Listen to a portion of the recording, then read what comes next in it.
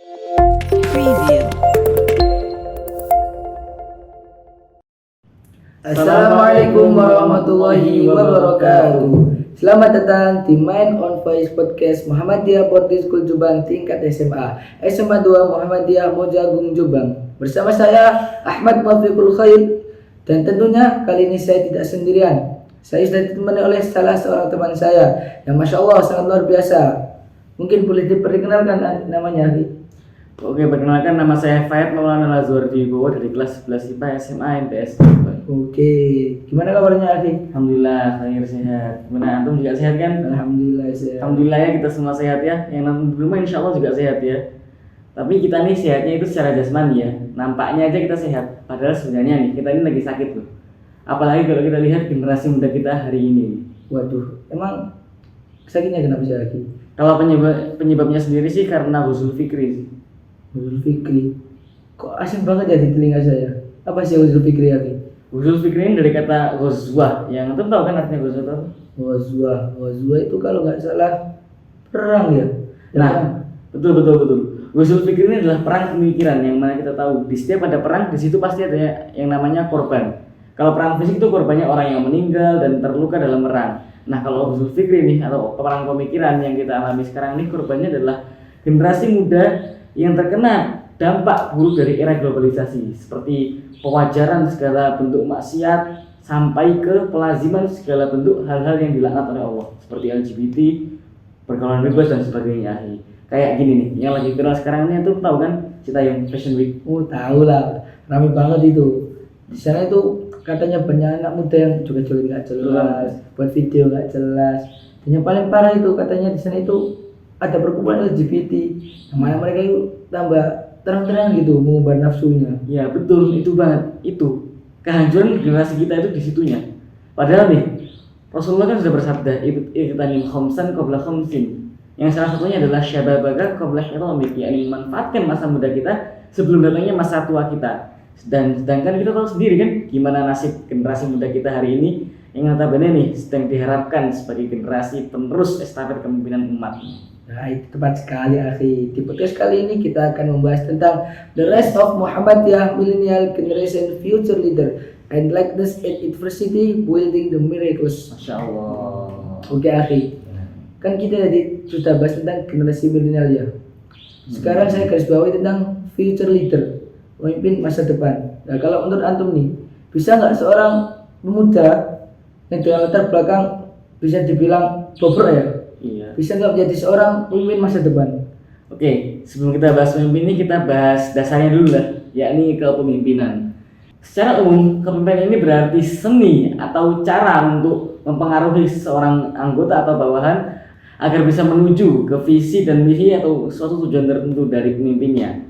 Nah, kalau menurut Anda sendiri nih, kurang lebih itu sama seperti penjelasan umum, tapi terikat dengan sebuah relativitas antara pemimpin dan yang dipimpin.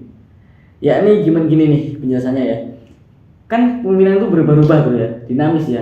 Nah, kedinamisan itu tergantung bagaimana bisa kestabilan relativitas itu terjaga. Stabilnya ini dihitung dari gini. Dari bagaimana pemimpin bisa memposisikan dirinya agar dicintai oleh anggotanya, dan anggota yang bisa rela atau ikhlas menerima segala keputusan dengan pemimpinnya. Maka di situ adalah letak keberhasilan sebuah kepemimpinan karena stabil kalau itu tadi. Dan sebaliknya, ketika pemimpin dan yang dipimpin sama-sama saling bertentangan, saling tidak bisa memahami dan masih egois dengan pendapatnya masing-masing, maka disitulah stabilitas itu akan hancur, dan itu juga merupakan hancurnya sebuah kepemimpinan. Oke, simpelnya itu jadi siap memimpin dan ada yang mau dipimpin gitu juga ya. Betul banget tadi. Oke, akhi. Nah, pertanyaan nih, akhi ya. Apakah kita wajib menjadi seorang pemimpin, akhi? Kalau kita tanya wajib enggaknya sih, kita semua ini wajib ya jadi seorang pemimpin. Karena Rasulullah bersabda dalam hadis riwayat Bukhari, yakni kullukum ra'in wa kullukum mas'ulun an ra'yatihi. Setiap dari kalian adalah pemimpin, dan setiap dari kalian akan dimintai pertanggungjawaban atas apa yang dipimpinnya. Minimal nih, kita dimintai pertanggungjawaban atas bagaimana kita memimpin diri kita sendiri. Tangan untuk melakukan sesuatu, kaki untuk melangkah menuju ke sesuatu, pikiran untuk menghasilkan sesuatu, dan sebagainya. Oke, jadi memang itu nggak bisa lepas dari tanggung jawab menjadi seorang pemimpin ya, akhi ya. Betul banget. Minimal kita bisa memimpin diri kita sendiri ya, akhi ya. Oke, akhi. Kan kita tadi sudah membahas tentang kepemimpinan ya. Kalau kita ngobrol di lingkungan kita sendiri ya, lingkungan Muhammadiyah. Ya. Kalau menurut antum nih, kepemimpinan di Muhammadiyah sendiri itu gimana, akhi? Oke, kembali ya, kalau kepemimpinan ini tidak akan bisa lepas dari sosok seorang pemimpin ya. Nah, kalau menurut Ana sendiri sih, kepemimpinan Muhammadiyah ini berhasil dengan bukti bagaimana pemimpin Muhammadiyah dari awal berdiri hingga hari ini berhasil menjaga kestabilan relativitas antara pemimpin dan dipimpin tadi. Dibuktikan dengan apa? Dengan gini nih. Selama kita hidup di Muhammadiyah kan nggak pernah tuh kita lihat mahasiswa Universitas Muhammadiyah mana itu demo ke PPM, PBM dan sebagainya. Nah, itulah bukti keberhasilan kepemimpinan di Muhammadiyah sendiri ya. Oke. Nah, kalau ngomongin seorang pemimpinnya, kan tadi antum bilang kepemimpinan itu tidak bisa lepas dari seorang pemimpinnya. Betul banget. Kalau pemimpin sendiri nih, kriteria menjadi seorang pemimpin yang baik itu gimana, akhi? Oke, kalau kita membahas tentang kriteria seorang pemimpin nih, kita nggak bisa lepas dari 4 sifat kenabian, yakni sidik, amanah, tabligh, dan fatonah. Yang pertama adalah sidik, yakni jujur, yang mana ya gitulah kita kalau kita menjadi pemimpin yang jujur tuh nggak akan ada korupsi dan sebagainya. Dan yang kedua adalah amanah atau tanggung jawab, yang mana ketika kita sadar akan tanggung jawab kita, maka kita akan serius dalam menjalankan amanah tersebut sebagai pemimpin. Dan yang ketiga adalah tabligh, yakni menyampaikan atau bagaimana komunikasi kita agar kita bisa dicintai dan dihargai oleh anggota kita sendiri sehingga kestabilan itu terjaga ya, kestabilan relativitas tadi. Dan yang terakhir adalah fatonah, yang mana ketika pemimpin itu memiliki sifat cerdas, maka dia akan pasti lebih bijak dalam memutuskan segala perkaranya dan pasti akan memiliki dasar di setiap keputusan. Oke, kan ini tadi 4 sifat yang harus dimiliki oleh seorang pemimpin agar bisa memenuhi kriteria menjadi seorang pemimpin yang baik ya, akhi ya. Kalau di Muhammadiyah sendiri nih, akhi ya, ada nggak landasan atau dasar yang mendasari gimana seorang pemimpin di Muhammadiyah itu bisa sukses? Begini ya, kalau landasan atau dasar dari setiap pemimpin muslim sih adalah Al-Quran dan hadis ya. Nah, kalau di Muhammadiyah sendiri ini lebih menitikberatkan ke Al-Quran, yakni ada 3 ayat khusus yang digunakan Muhammadiyah sebagai dasar segala amal di Muhammadiyah. Yakni yang pertama adalah surah Al-Asr. Dalam surah Al-Asr Allah bersumpah demi masa, yang mana dalam penafsiran surat tersebut dalam bidang akidah akhlak di kitab salah satu usul karya Syekh bin Baz tuh dijelaskan bahwa ada 4 aspek yang saling terikat dan tidak bisa terputus salah satu dan satu yang lainnya, yakni aspek ilmu, amal, dakwah dan sabar. Contohnya nih gini nih. Ketika kita mau beramal ya, sholat misalnya, tapi kita nggak punya ilmunya, kita nggak tahu cara sholatnya gimana, maka kita nggak akan bisa sholat kan. Dan contoh lagi nih, ketika kita mau beramal dan kita punya ilmunya, tapi kita nggak mau berdakwah, lantas apa guna kita sebagai pemimpin kalau kita tidak mau menyampaikan sesuatu pun kepada anggota-anggota kita tuh.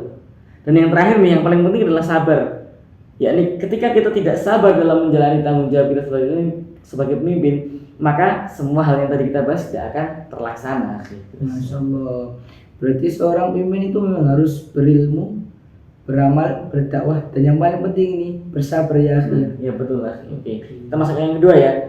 Yang kedua adalah surah Al-Maun, yang mana dalam titik berat pembahasannya adalah bagaimana kita merangkul orang-orang fakir, orang miskin, atau orang-orang yang lemah lah ya. Nah, ini nih, surah ini terikat oleh salah satu wasiat Rasulullah sebelum beliau meninggal, yakni usikum bis-shalah wa ma malakat aymanukum. Yang mana wa ma malakat aymanukum adalah bagaimana kita melindungi orang-orang lemah di antara kita nih. Yang secara garis besarnya itu seperti komunikasi kita dengan anggota kita. Seremeh apapun jabatannya itu kita tetap berkomunikasi ya untuk menjaga kestabilan relativitas tadi. Nah, contoh komunikasi yang baik juga bisa kita dapatkan dari salah satu teladan kita nih, yakni Kiai Haji Air Fahrudin, yang dengan kesejukan menjaga pemimpinannya tuh beliau berhasil meluluhkan hati seorang Paus Yohanes yang kala itu adalah seorang pemimpin agama Katolik. Masya Allah, keren banget ya Kiai Haji Air Fahrudin. Seorang pemimpin agama Katolik bisa diluluhkan hatinya.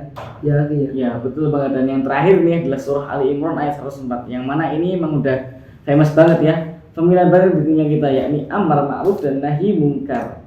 Sehingga dengan 3 ayat tersebut Kiai Haji Ahmad Dahlan berhasil membawa Muhammadiyah menjadi pencerah bagi umat Islam yang kala itu terpuruk dalam kemusyrikan. Dan juga dengan 3 dasar ayat tersebut, para penerus kepemimpinan di Muhammadiyah berhasil membangun Muhammadiyah sampai bisa sebesar hari ini.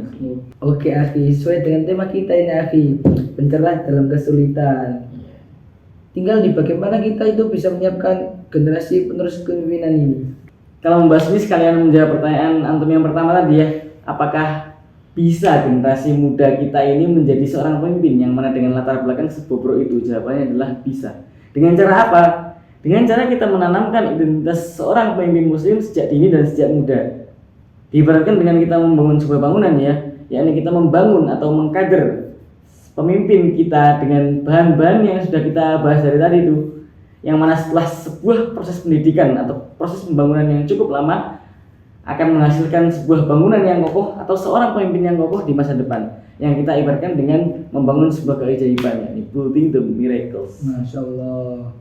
Jadi dengan adanya seorang pemimpin yang taat serta amalkan agama itu bisa mewujudkan baldatun thayyibatun wa rabbun ghafur, negeri yang baik dengan rahmat Tuhan yang Maha Pengampun. Betul banget. Oke. Masya Allah. Mungkin kita cukupkan dulu laporan kita hari ini Afi ya. Iya.